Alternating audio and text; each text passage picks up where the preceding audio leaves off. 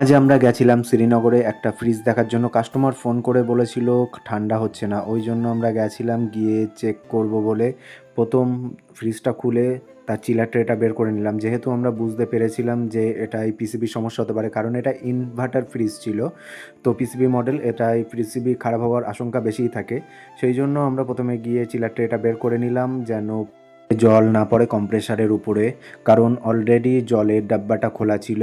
সেই জন্য আমরা আগে খুলে নিয়েছি। খুলে নেওয়ার পরে থার্মোস্টারটা 4-এ দিয়ে দিয়েছি, আর তারপরে ভোল্টেজটা মেপে দেখছি যে এখানে ভোল্টেজ কেমন কি আছে। তো এখানে যখন আমরা ভোল্টেজ মাপতে গেলাম, এখানে দেখি 240-এর উপরে, মানে 241-42 আপ ডাউন করছে। তো এটাকে আমরা হাই ভোল্টেজ বলি।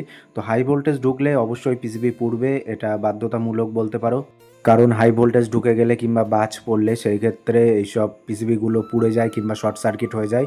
এখানেও তেমনটাই হয়েছে। এখন পিসিবিটা খুলেছি, খুলতে গিয়ে তো আমাদের গা দিয়ে ঘাম ছুটে গেছে, কারণ অনেকক্ষণ ধরে চেষ্টা করছিলাম, বাট খুলছিল না। লাস্টে খুব কষ্ট করে খুলেছি। খোলার পরে আমরা পিসিবিটাকে দেখলাম ভালো করে, কিন্তু কোনো জায়গায় পোড়ার কোনো দাগ কিংবা কোনো ফল্ট কোনো কিছুই পেলাম না। তো সেই জন্য পিসিবিটা একবার চেঞ্জ করে দেখলাম যে পিসিবিটা ঠিক আছে কি না, পিসিবির জন্য কোনো সমস্যা হয়েছে কি না। তো পিসিবিটা যখন চেঞ্জ করে চালালাম, দেখলাম ফ্রিজ ওকে দাঁড়িয়ে গেছে।